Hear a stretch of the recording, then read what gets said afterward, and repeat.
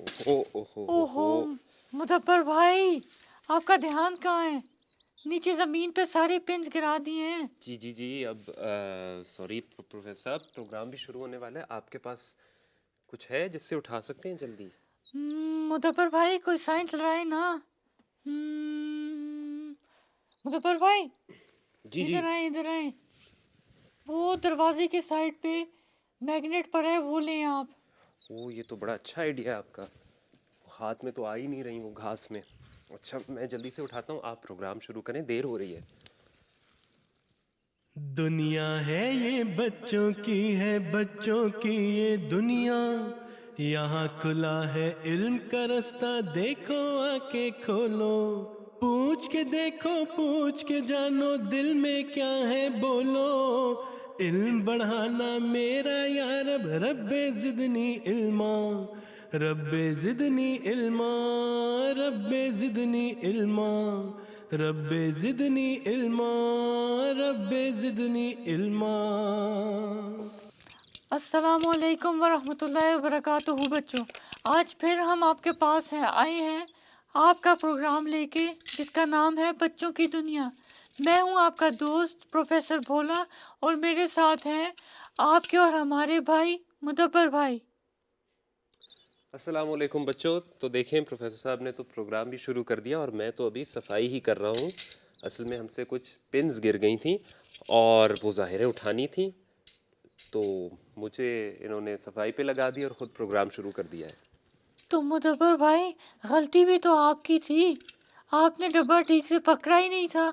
जी जी, मान लिया प्रोफेसर साहब, मेरी ही गलती थी, मेरा ध्यान कहीं और था।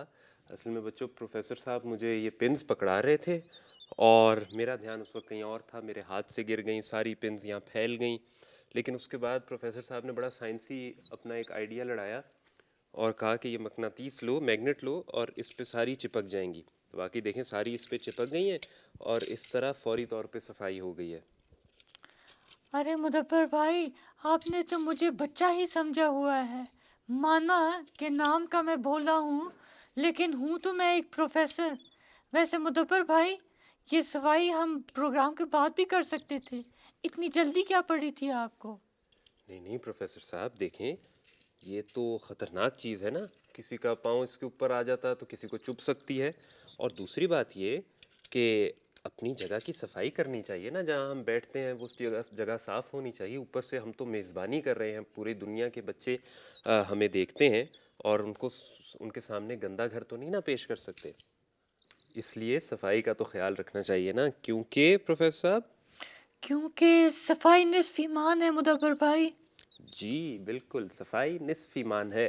तो देखें बच्चों, आपके लिए नसीहत भी हो गई आज के प्रोग्राम के लिए कि सफाई का ख़ास ख्याल रखना चाहिए। जहाँ पर भी आप बैठे हों, कोई चीज़ इस्तेमाल करते हैं तो फिर उस चीज़ को वापस अपनी जगह पर रखें। किसी जगह पे आप बैठे थे, वो कोई जगह कुछ गंदी हो गई तो उसकी सफाई किया करें, और इस तरह अपने घर को और अपने इर्द गिर्द के माहौल को भी साफ़ रखा करें। अच्छा खैर प्रोफेसर साहब, ये बताएं कि डॉक्टर बबलू की कोई खैर खबर आई है? जी जी मुदब्बर भाई, डॉक्टर बबलू से तो रोज़ाना ही मेरी बात होती है। अरे वाह, ज़बरदस्त। तो फिर बताएं, कोई वीडियो वगैरह भेजी उन्होंने? जी मुदब्बर भाई, आप फिक्र ना करें, उन्होंने हमारे लिए और बच्चों के लिए एक वीडियो भेजी है। लेकिन पहले हम बच्चों के सवाल के जवाब देते हैं, उसके बाद सुकून से डॉक्टर बबलू की वीडियो देखेंगे। बिल्कुल ठीक है। तो चलो बच्चों, देखते हैं कि सबसे पहले आप लोगों ने आज के प्रोग्राम के लिए हमसे क्या पूछा है। अस्सलामुअलैकुम वरहमतुल्लाहि वबरकातुहू। मेरा नाम है नबीक महमूद खान और मैं हूँ यूके जमात से। मेरा सवाल ये है कि मिरातुल मसीह कादियान में क्यों बनाया गया? जज़ाकल्लाह, अल्लाह हाफिज़। मुदब्बर भाई, ये कैसा सवाल है? भाई बच्चों, जमात अहमदिया के बानी हज़रत मसीह मौद अलैहिस्सलाम वहाँ पैदा हुए थे, इसलिए वहाँ मिनारतुल मसीह बनाया गया था।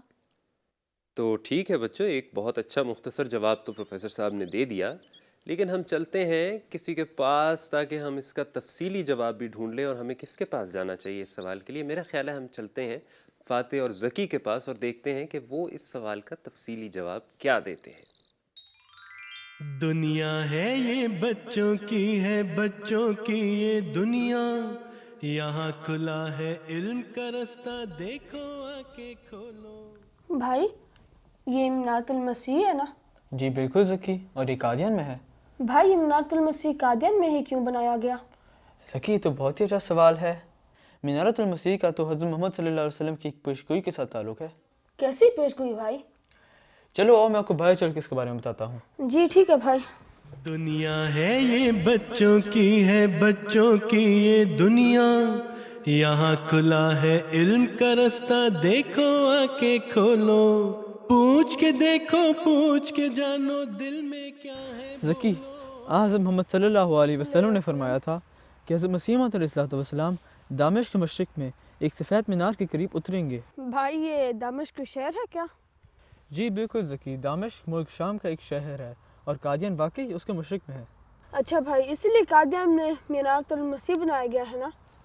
جی بالکل ذکی، اور میں آپ کو ایک اور ضروری بات بتاؤں، حضرت مسیح موعود علیہ السلام نے اس مینار کا اپنے ہاتھوں سے ڈیزائن بنایا تھا اور فرمایا تھا کہ اللہ تعالیٰ مجھے حکم دیا ہے کہ اس طرح کا مینار بنایا جائے۔ اچھا بھائی، اس کا یہ مطلب ہے کہ اللہ تعالیٰ نے اس مینار کو بنانے کے لیے حضرت مسیح موعود کی رہنمائی خود کی تھی؟ جی بالکل ذکی، اور پھر 1903 کو حضرت مسیح موعود علیہ السلام نے منارۃ المسیح کی پہلی اینٹ رکھی تھی اور لمبی دعا فرمائی تھی۔ بھائی منارۃ المسیح تو بہت اونچا مینار ہے نا، اس کو بنانے میں تو کافی سال لگے ہوں گے نا؟ جی بالکل ذکی، منارۃ المسیح 2 حصوں میں مکمل ہوا ہے۔ جو پہلا حصہ ہے وہ حضرت مسیح موعود علیہ السلام کی زندگی میں مکمل ہوا ہے، اور جو اس کا باقی حصہ ہے حضرت مسیح موعود علیہ السلام کے بیٹے حضرت مرزا بشیر الدین محمود رضی اللہ تعالیٰ عنہ کے وقت جب وہ خلیفہ ہوئے تب مکمل ہوا۔ بھائی یہ مینار کس سال میں مکمل ہوا؟ ذکی یہ مینار دسمبر 1915 میں مکمل ہوا، اور میں آپ کو ایک اور بات بتاؤں، یہ مینار 105 فٹ اونچا ہے۔ جزاک اللہ بھائی، آج آپ نے مجھے اتنی اچھی اچھی باتیں بتائی ہیں منارۃ المسیح کے بارے میں۔ چلو کوئی بات نہیں ذکی، اگر کبھی آپ کے ذہن میں اور بھی کوئی سوال ہے منارۃ المسیح کے بارے میں تو پوچھ لینا۔ چلو اور ہم دونوں کھیلنے چلتے ہیں۔ جی بھائی کھیلتے ہیں۔ کیا ہے بولو، علم بڑھانا میرا یا رب، رب زدنی علما، رب زدنی علما، رب زدنی علما، رب زدنی علما، رب زدنی علما۔ جزاک اللہ فاتح اور ذکی، اور بچوں آپ نے خوب غور سے سنا ہوگا کہ منارۃ المسیح کیا ہے اور یہ قادیان میں کیوں بنایا گیا اور کب بنایا گیا، اور فاتح اور ذکی نے ہمیں بڑی تفصیل سے اس کے بارے میں معلومات دے دی ہیں۔ چلے مدبر بھائی، بچوں کے سوال کا تفصیل سے تو جواب دے دیا ہے فاتح اور ذکی نے، اب آپ تیار ہو جائیں اپنی ذہانت کا ثبوت دینے کے لیے۔ اچھا، تو مجھے لگتا ہے آپ کے ذہن میں کوئی نئی کھیل آئی ہے ہمارے، جس کو ہم مل کے کھیلیں گے۔ ارے نہیں مدبر بھائی، میرے ذہن میں ایک پہیلی آئی ہے اور میں یہ دیکھنا چاہتا ہوں کہ آپ بھی میری طرح فوراً پہیلی کا جواب ڈھونڈیں گے کہ نہیں۔ ٹھیک، تو اس کا مطلب ہے اب تو یہ میرے لیے ایک چیلنج ہے، تو اب آپ جلدی سے سوال پوچھیں تاکہ میں دیکھوں کہ اس کا جواب مجھے آتا ہے کہ نہیں۔ تو غور سے سنیں مدبر بھائی، میں اٹھ سکتا ہوں لیکن میرے پر نہیں ہیں، میں رو سکتا ہوں لیکن میری آنکھیں نہیں ہیں، میں جہاں بھی جاتا ہوں وہاں اندھیرا چھا جاتا ہے، تو بتائیں میں کیا ہوں؟ پروفیسر صاحب، یہ تو آپ نے بڑی لمبی پہیلی سنا دی ہے، کچھ سوچنا پڑے گا۔ میں اڑ سکتا ہوں لیکن میرے پر نہیں ہیں، میں رو سکتا ہوں لیکن میری آنکھیں نہیں ہیں۔ میں جہاں بھی جاتا ہوں وہاں اندھیرا چھا جاتا ہے۔ سوچیں سوچیں مدبر بھائی، اپنے معصوم سے ذہن پر زور ڈالیں۔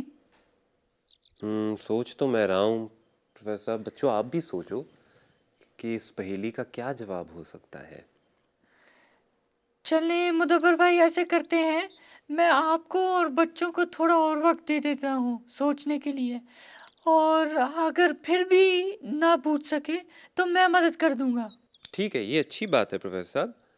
پھر آپ آج کل کوئی تحقیق کر رہے ہیں کچھ، اس بارے میں ہمیں بتا دیں۔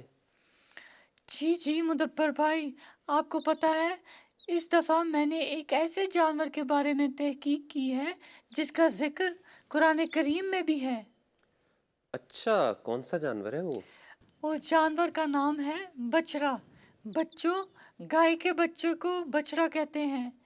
یہ ایک خوبصورت جانور ہے جس کا گوشت کھانے میں بہت لذیذ ہوتا ہے، اور اس کا گوشت کھانے سے جسم میں طاقت آتی ہے، کیونکہ بچڑے کے گوشت میں پروٹین اور آئرن کی مقدار بہت ہوتی ہے۔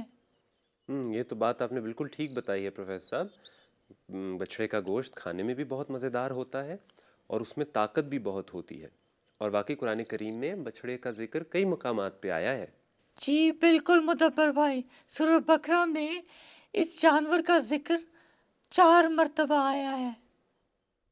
جی بالکل، مختصراً یہ کہ حضرت موسیٰ علیہ السلام جب اپنی قوم میں تھے تو اس قوم نے ایک بچھڑا بنایا سونے کا، اور اس کی عبادت کرنے لگ گئے تھے، اور حضرت موسیٰ علیہ السلام نے اپنی قوم کو اس بات سے منع کیا کہ یہ ایک بت ہے جو تم نے بنایا ہے، اس کی عبادت نہ کرو، بلکہ اپنے اصل خالق کی عبادت کرو، اپنے اصل مالک کی عبادت کرو، یعنی صرف اللہ تعالیٰ کی عبادت کیا کرو۔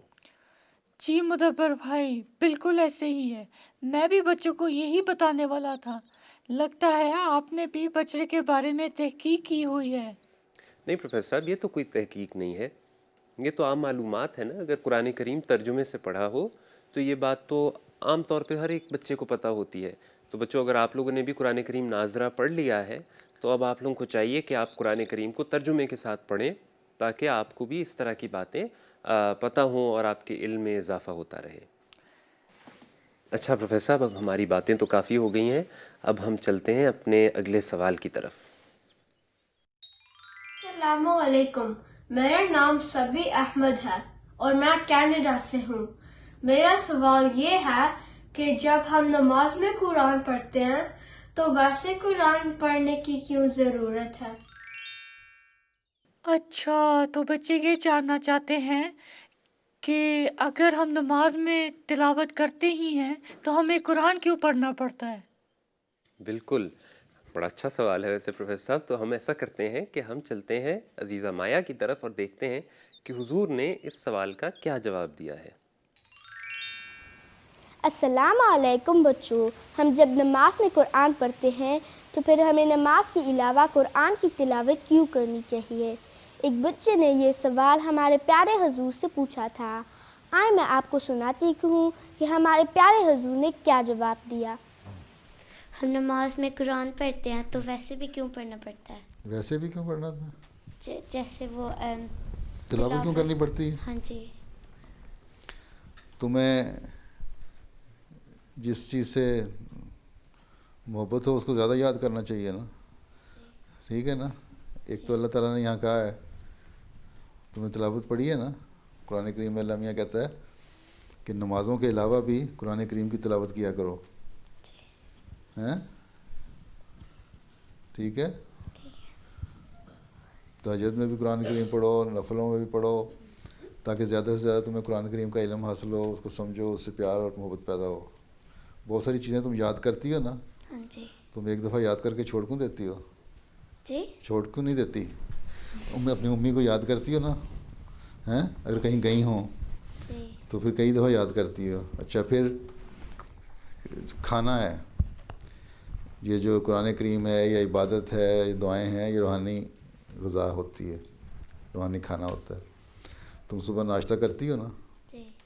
ٹھیک ہے نا، پھر دوپہر کا اسکول میں کچھ لے کے جاتی ہے نا ساتھ، سینڈوچ وغیرہ یا کچھ چیز، جی۔ کیوں ایک دفعہ کھا لیا کرو، پھر رات کو کھانا کھاتی ہو نا، جی۔ ہیں؟ جی۔ تو بس کافی ہے، ایک دفعہ ناشتہ کر لیا، پھر 2-3 دفعہ کیوں کھاتی ہو؟ پھر اس کے علاوہ بھی تم کھاتی رہتی ہے، جب تمہیں ملے کوئی کینڈی، کوئی چاکلیٹ، کوئی اس طرح کی چیزیں نہیں کھاتی؟ تو جب اپنے جسم کے لیے تم کھانا کھاتی ہو بہت دفعہ، تو جو دین ہے، روحانیت ہے، اس کو بھی اس کی نرشمنٹ کے لیے، اس کو بہتر کرنے کے لیے، اور زیادہ سیکھنے کے لیے، اللہ تعالیٰ سے محبت پیدا کرنے کے لیے تمہیں قرآن کریم بار بار پڑھنا چاہیے، ہیں؟ یہی اللہ تعالیٰ نے کہا ہے، ٹھیک؟ جی تو بچوں، آپ کو آپ کے سوال کا جواب سمجھ آ گیا؟ چلیں اب چلتے ہیں واپس مدبر بھائی کے پاس۔ جزاک اللہ مایا، آپ نے ہمیشہ کی طرح آج بھی پیارے حضور کے الفاظ ہم تک پہنچائے۔ جزاک اللہ. اور یقیناً بچوں آپ نے غور سے سنا ہوگا کہ حضور نے ہمیں کیا فرمایا ہے اس سوال کے جواب میں، اور آپ بھی کوشش کریں گے کہ روزانہ تلاوت قرآن کریم کیا کریں. چلے مدبر بھائی، بچوں کو تو ان کے سوال کا جواب مل گیا ہے، اب آپ میرے سوال کا جواب بھی دیں. کون سا سوال پروفیسر صاحب؟ بھول گئے مدبر بھائی؟ میں نے آپ سے ایک پہیلی پوچھی تھی، اس کا جواب آپ کو ملا کہ نہیں، یا پھر میں آپ کی مدد کروں؟ ارے ہاں پروفیسر صاحب، نہیں میرے سمجھ میں تو نہیں آ رہا ابھی، اگر آپ میری مدد کریں تو واقعی مہربانی ہوگی. چلیں میں آپ کو اتنا بتا دیتا ہوں کہ یہ ایسی چیز ہے جو ہمیں آسمان پر نظر آتی ہے. آسمان پر ہمیں نظر آتے ہیں بادل، سورج، چاند. ارے ہاں بادل ہی تو اس کا جواب ہے نا؟ جی بالکل مدبر بھائی، بادلوں کے پر نہیں ہوتے لیکن وہ اڑ سکتے ہیں، ان کی آنکھیں نہیں ہوتی لیکن وہ رو سکتے ہیں، یعنی کہ جب بارش ہوتی ہے تو ایسا لگتا ہے جیسے وہ رو رہے ہیں، اور جہاں بھی بادل جاتے ہیں وہاں اندھیرا چھا جاتا ہے. تو پروفیسر صاحب اسے کہتے ہیں دیر آید درست آید، یعنی مجھے دیر سے جواب ملا لیکن صحیح جواب مل گیا. اچھا یہ بتائیں اب آپ مجھے انعام کے طور پہ کیا دیں گے؟ مدبر بھائی جتنا ٹائم لگایا ہے نا آپ نے بوجھنے میں، تحفہ بنتا تو نہیں ہے، لیکن چلے میں آپ کو ایک تحفہ دے دیتا ہوں. اچھا واقعی آپ مجھے تحفہ دیں گے؟ جی جی، آپ کے لیے ایک خوبصورت تحفہ ہے میرے پاس. اچھا تو دکھائیں. تحفے میں اب مدبر بھائی کو ڈاکٹر ببلو کی ویڈیو دکھانے جا رہا ہوں. بچوں آپ بھی دیکھنا چاہتے ہیں نا؟ تو چلیں مل کے دیکھتے ہیں. زمین و آسمان ہے خدا کا سب جہان ہے، زمین و آسمان ہے خدا کا سب جہان ہے، یہ بستیاں یہ راستے ہیں سب ہمارے واسطے، شجر سے ہے شجر. اوہ یہ کتنی پیاری خوشبو آ رہی ہے، واو یہ کتنے پیارے پیارے پھول ہیں، یہ میں ساتھ لے کر جاؤں گا. السلام علیکم بچگان، آپ کو پتہ ہے کہ میں آج کہاں ہوں؟ اس ملک میں تو یہ پھول بہت مشہور ہیں. میں آج پھر ہالینڈ میں ہوں، ڈین ہاگ میں. بچگان ڈین ہاگ ایک بہت ہی پیاری جگہ ہے، ایسے لگتا ہے کہ کسی نے اس شہر کو پینٹ کیا ہے. یہ پیارے سے درخت، یہ خوبصورت عمارتیں اور تازی ہوا، ماشاءاللہ.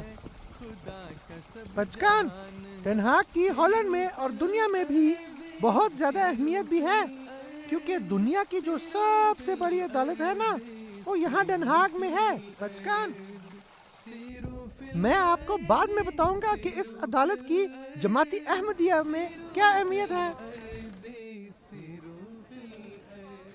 میں نے آپ کو بتایا تھا نا انٹرنیشنل کورٹ آف جسٹس بھی یہاں ہے، اور وہاں ایک بہت ہی خاص شخص صدر رہے ہیں، سر ظفر اللہ خان صاحب، جو حضرت مسیح موعود علیہ السلام کے صحابی تھے. وہ ایک وقت میں یہاں کے جج رہے اور بعد میں اس عدالت کے صدر بھی بنے.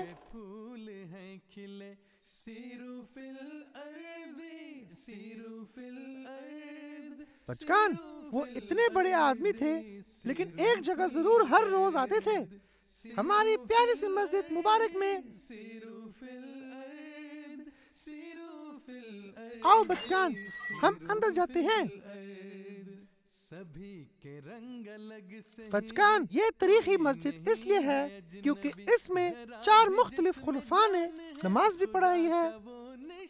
بہت ہی پیاری مسجد ہے. بچگان مجھے تو بہت بھوک لگی ہے، پہلے کچھ کھا لوں پھر سیر کریں گے. ہالینڈ کے فرینچ فرائز یعنی چپس کی وجہ سے بہت ہی مشہور ہے. چلے چپس کھاتا ہوں آج. السلام علیکم، میں نے سنا ہے کہ آپ کے فرینچ فرائز بہت ہی اچھے ہوتے ہیں. جزاک اللہ باجی.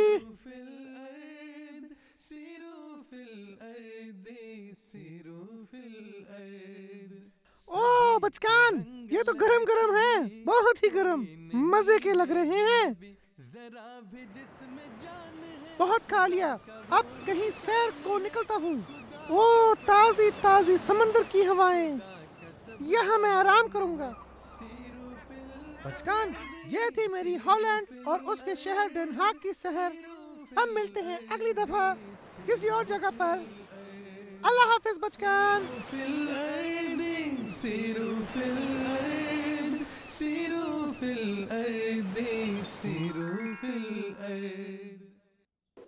जज़ाकल्लाह प्रोफेसर साहब, ये तो आपने मुझे बहुत अच्छा तोहफ़ा दिया। हमने डॉक्टर बबलू को देख भी लिया और उनके साथ सैर भी कर ली इतनी खूबसूरत जगह की। मुदब्बर भाई, आप तो डॉक्टर बबलू में इतना डूब गए कि वक्त का ध्यान ही नहीं रखा। सही कह रहे हैं आप प्रोफेसर साहब, प्रोग्राम का वक्त तो वाकई ख़त्म होने वाला है और पता भी नहीं चलता कि कैसे प्रोग्राम का वक्त निकल जाता है। अच्छा, ऐसे करें कि जाने से पहले आप अपनी किताब में से हमें फिर कोई छोटी सी नसीहत सुना दें।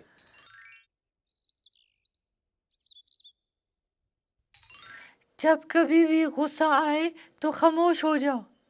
जज़ाकल्लाह प्रोफेसर साहब, ये तो आपने हमें बहुत अच्छी बात बताई है। तो बच्चों, वैसे तो चाहिए कि हमें गुस्सा ना आए और हमें अपने ऊपर इतना कंट्रोल, इतना काबू होना चाहिए कि हमें गुस्सा आए ही नहीं। लेकिन प्रोफेसर साहब ने हमें इतनी अच्छी बात बताई है कि अगर गुस्सा आ भी जाए तो फिर हमें खामोश हो जाना चाहिए ताकि हमारे मुंह से कोई गलत बात ना निकल जाए, और ठंडा पानी पी लेना चाहिए। इससे भी गुस्से पर काबू पा सकते हैं हम। मैं उम्मीद करता हूँ कि बच्चे मेरी इस नसीहत पर अमल करेंगे।